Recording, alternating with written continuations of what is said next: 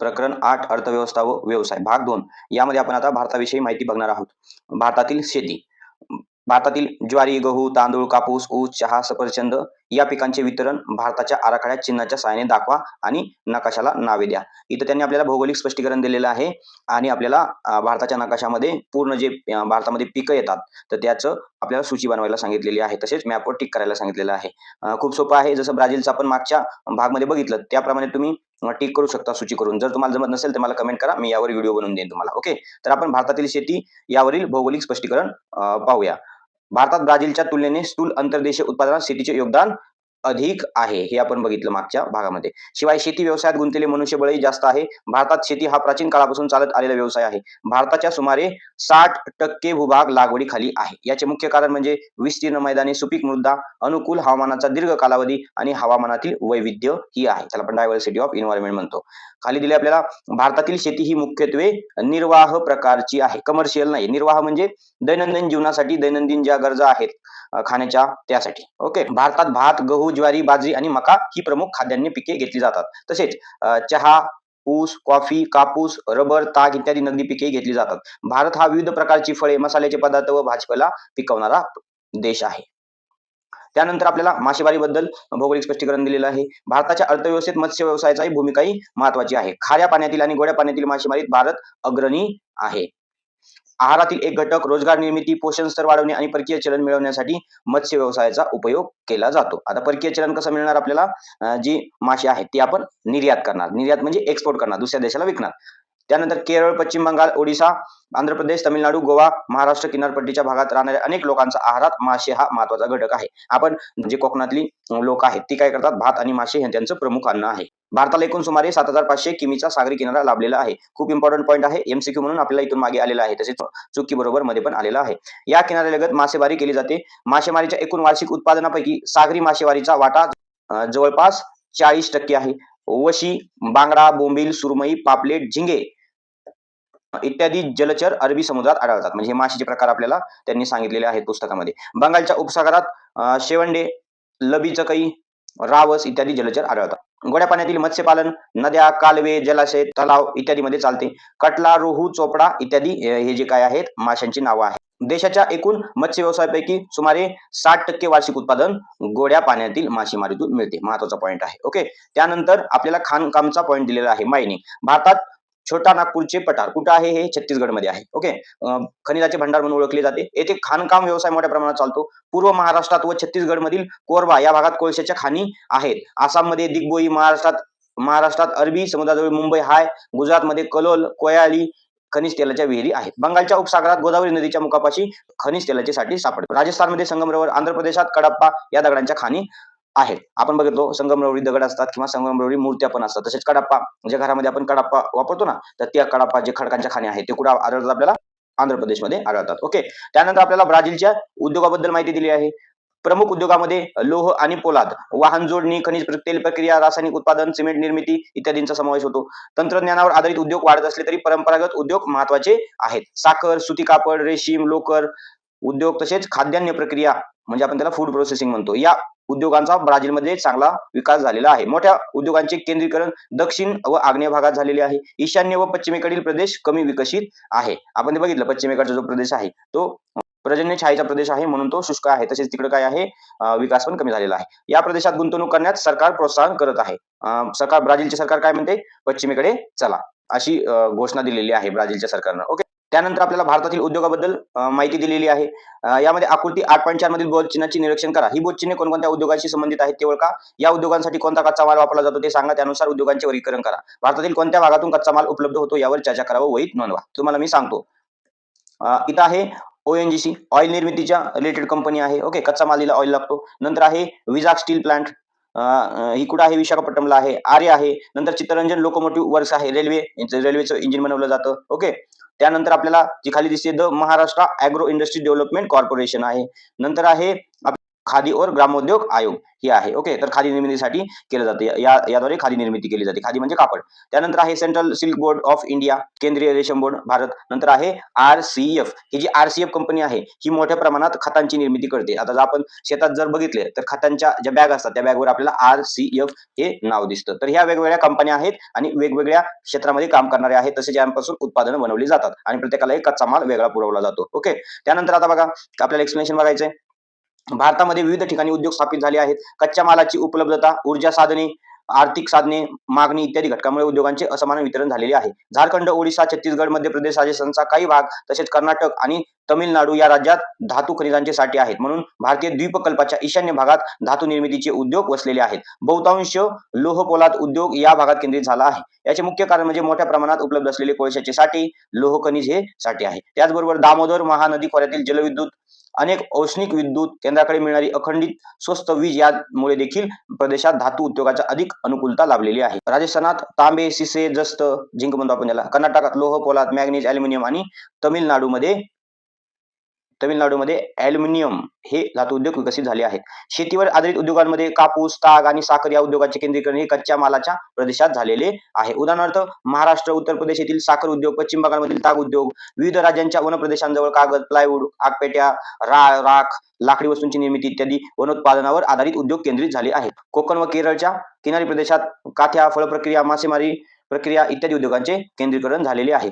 कोयाली, दिगबोई, नुनमती आणि बोनगाईगाव ही तेल शुद्धीकरण केंद्रे खनिज तेल उत्पादन करणाऱ्या प्रदेशात आहेत. मथुरा, बरौनी ही तेल शुद्धीकरण केंद्रे किनाऱ्यापासून अंतर्गत भागात असून तेल उत्पादन क्षेत्रापासून दूर आहेत. सिमेंट उद्योगाचे वितरण हे सुद्धा सिमेंटसाठी आवश्यक आहे. कच्च्या मालाच्या उपलब्धतेवर आधारलेले आहे.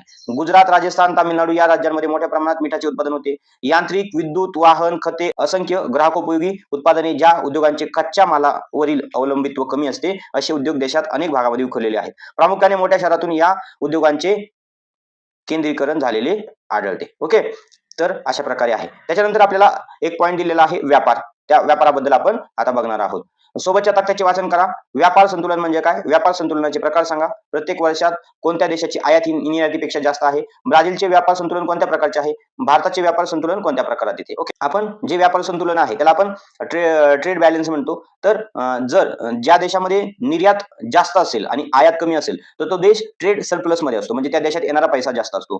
तसेच ज्या देशामध्ये आयात जास्त असेल आणि निर्यात कमी असेल तर त्या देशातला पैसा दुसऱ्या देशात जास्त जातो, म्हणजे तो ट्रेड डिफिसिट मध्ये असतो. तर अशा प्रकारे व्यापार संतुलन म्हणजे काय? व्यापार संतुलन म्हणजे काय की जेवढी आयात होतीये, जेवढे आपण दुसऱ्या देशाला विकतोय तेवढंच काय केलं पाहिजे, आपण घेतलं पाहिजे. त्याला आपण व्यापार संतुलन म्हणतो. म्हणजे जेवढा पैसा आपला दुसऱ्या देशाला आपण देणार आहोत तेवढाच पैसा आपल्याला काय होईल, वापस येणार आहे. ओके, तर यामध्ये तुम्ही हा जो मॅप आहे प्रिव्हियस इयर क्वेश्चन मध्ये आलेला आहे आपल्याला मॅप, आणि त्याच्यानुसार तुम्ही उत्तर पण देऊ शकता. ओके, प्रिव्हियस इयर क्वेश्चन मध्ये आलेला आहे आणि तक्ता आहे, हा बघून तुम्ही आन्सर पण देऊ शकता. आता आपण बघू 2009 ते 2010 भारताची निर्यात जर आपण बघितली तर भारताची निर्यात किती आहे? 1,78,751 काय US डॉलर मध्ये आहे. ओके, नंतर आयात बघा आणि नंतर ब्राझीलची निर्यात आणि आयात बघा. आता ह्या देशामध्ये जर बघितलं आपण, भारताची निर्यात कमी आहे. 2009 ते 10 मध्ये भारताची कशी आहे, निर्यात कमी आहे, पण आयात कशी आहे, जास्त आहे. म्हणजे भारत कसा आहे, ट्रेड डेफिसिट मध्ये आहे. आणि ब्राझीलचं जर बघितलं तर ब्राझीलची निर्यात जास्त आहे आणि आयात कमी आहे. म्हणजे ब्राझील कसं आहे, ट्रेड सरप्लस मध्ये आहे, म्हणजे ब्राझीलकडे जास्त पैसे येतात. ओके, तर अशा प्रकारे तुम्ही हा चार्ट बघून जे बाकीच्या प्रश्नांची पण उत्तरे देऊ शकता. ओके, त्यानंतर आपल्याला भौगोलिक स्पष्टीकरण दिलेलं आहे. ब्राझीलमध्ये प्रामुख्याने लोह खनिज, कॉफी, कोको, कापूस, साखर, संत्री, केळी इत्यादींची निर्यात केली जाते. ब्राझील यंत्रसामग्री, रासायनिक उत्पादने, खते, गहू, वाहने, खनिज तेल, वंगण इत्यादींची आयात करतो. म्हणजे कोणता देश काय घेतो आणि कोणता देश काय विकतो याची माहिती आपल्याला दिलेली आहे. आता ही ब्राझीलची माहिती आहे, आपल्याला पुढे भारताची पण बघायची. जर्मनी, अमेरिकेची संयुक्त संस्थाने, Canada, Italy, Argentina, Saudi Arabia आणि भारत हे ब्राझीलचे प्रमुख व्यापारी भागीदार आहेत. आपण त्याला इंग्लिशमध्ये काय म्हणतो? इंग्लिशमध्ये आपण त्याला ट्रेड पार्टनर म्हणतो. तर ब्राझीलचे ही ट्रेड पार्टनर आहेत की ब्राझील आहे ज्यांच्यासोबत जास्त व्यापार करतो. ब्राझीलच्या स्थूल अंतर्देशीय उत्पादनात व्यापाराचा हिस्सा 25% आहे. ओके, तर 8.5 निरीक्षण करा आणि ब्राझील व भारताच्या व्यापाराची तुलना करा. आता 8.5 हा दिलेला आहे, प्रिव्हियस इयर क्वेश्चन आहे, 2022 ला आपल्याला विचारलेला आहे. तर यामध्ये तुम्ही जर बघितलं असेल तर एक्स ऍक्सिस वर आपल्याला वर्ष दिलेत 1960, 70, 80, 90, 2000, 2010 आणि 16. तसेच पर्सेंटेज दिले आपल्याला, ट्रेड किती झालेला आहे, म्हणजे जो टोटल जीडीपीचा हिस्सा आहे त्या टोटल जीडीपी मधील किती हिस्सा, स्थूल अंतर्देशीय व्यापारातील किती हिस्सा त्या देशामध्ये पूर्ण उत्पन्नाच्या आहे ते आपल्याला इथं दिलेलं आहे. तर हा जो आलेख दिलेला आहे, या आलेखाचं नाव काय आहे? आकृती 8.5 मध्ये स्थूल अंतर्देशीय व्यापारातील हिस्सा. म्हणजे जीडीपी मधील ट्रेडमध्ये म्हणजे व्यापाराचं किती पर्सेंटेज आहे त्यांच्या इन्कममध्ये, म्हणजे त्या देशाच्या उत्पन्नामध्ये, ते आपल्याला दिलेलं आहे. तर इथं आपल्याला निळ्या याच्यामध्ये काय दिलेलं आहे? ब्राझील दिलेलं आहे आणि लालमध्ये म्हणजे गुलाबीमध्ये कोण दिलेला आहे? भारताचा व्यापार दिलेला आहे पूर्ण टोटल इन्कम पैकी. तर आता आपण जर ब्राझीलचं बघितलं, तर ब्राझीलचं दिसतोय तुम्हाला हा निळ्यामध्ये बघा.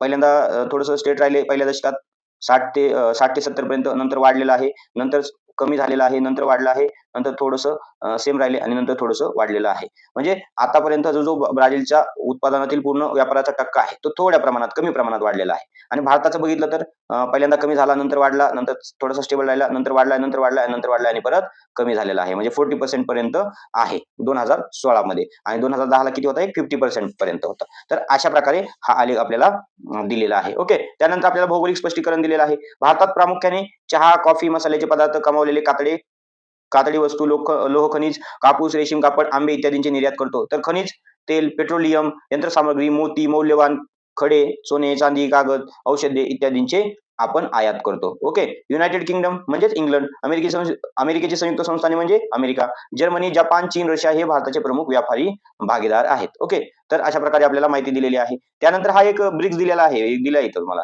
एक संघटना आहे ब्रिक्स म्हणून. तर या ज्या ब्रिक्समध्ये जे 5 देश आहेत. बी म्हणजे काय? ब्राझील, आर म्हणजे रशिया, आय म्हणजे इंडिया, सी म्हणजे चायना आणि एस म्हणजे साऊथ आफ्रिका. असे ब्रिक्समध्ये 5 देश आहेत. ओके. तर ब्रिक्सचा मी लघुरूप तुम्हाला सांगितलं.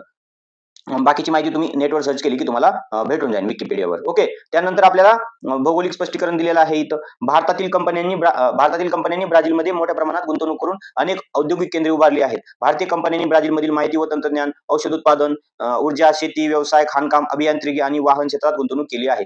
ब्राझीलची भारतात केली जाणारी गुंतवणूक त्या मानाने अल्प प्रमाणात आहे. ब्राझीलमधील कंपन्यांनी भारतात वाहन, माहिती व तंत्रज्ञान, खाणकाम आणि ऊर्जा, पादत्राणे, जैव इंधन इत्यादी क्षेत्रात गुंतवणूक केलेली आहे. म्हणजे या भौगोलिक स्पष्टीकरणामध्ये आपल्याला भारताने कुठे गुंतवणूक केलेली आहे आणि ब्राझीलने पण भारतामध्ये कोणत्या क्षेत्रामध्ये गुंतवणूक केलेली आहे याची आपल्याला माहिती दिलेली आहे. ओके. तर अशा प्रकारे आहे. तसेच इथं भारताला ब्राझीलकडून झालेली आयात निर्यातीचा जो तुम्हाला आलेख दिलेला आहे, तो बघू शकता तुम्ही. खूप सोपा आहे. ओके. तर अशा प्रकारे हा तुमचा धडा होता. तर यामध्ये काही प्रिव्हियस इयर क्वेश्चन आलेले आहेत या चॅप्टरच्या स्वाध्यायामधून, ते आपण बघू. तर हा ब्राझील देशाची अर्थव्यवस्था ही प्रामुख्याने टिंब व्यवसायावर अवलंबून आहे. तर हा प्रिव्हियस इयर क्वेश्चन आहे, आपल्याला तो आलेला आहे. तर ती तृतीयकवर आहे. भारत व ब्राझील या दोन्ही देशांची अर्थव्यवस्था टिंब प्रकारची आहे. कोणत्या प्रकारची आहे? विकसनशील. मी तुम्हाला सांगितलं, डिस्कस केलं. तसेच भारत व ब्राझील या देशात चालणाऱ्या मासेमारी व्यवसायातील साम्य व फरक लिहा. हा पण प्रश्न विचारलेला आहे. कारणे सांगा. ब्राझीलमधील दरडोई जमीन धारणा भारताच्या तुलनेत जास्त आहे. का आहे? कारण ब्राझीलचं क्षेत्र जास्त आहे पण तिथली लोकसंख्या कमी आहे. ओके. म्हणजे जेवढी लोकसंख्या कमी तर तेवढी दरडोई जमीन धारणा आहे, तर ती कशी असेल? जास्तच असणार. ओके. नंतर हा जो मॅप आहे, पुढील आलेखाचा अभ्यास करून त्याचे थोडक्यात विश्लेषण करा. तर तो दिलेला आहे. सेम आहे. तिकडे आपल्याला पाय चार्ट दिलेला आहे, इथं जोड स्तंभालेख दिलेला आहे. तर अशा प्रकारे हा धडा आहे. आपल्याला बोर्डच्या परीक्षेमध्ये 6 मार्कला हा धडा विचारतात. तर हे लेक्चर तुम्हाला कसं वाटलं कमेंटमध्ये मला नक्की कळवा आणि आपल्या व्हिडिओला लाईक, शेअर, सबस्क्राईब करा. हा व्हिडिओ जास्तीत जास्त विद्यार्थ्यांपर्यंत पोहोचवा आणि आपण भेटणार आहोत आपल्या नव्या चॅप्टरमध्ये पर्यटन, वाहतूक व संदेशवहन. तोपर्यंत जय हिंद.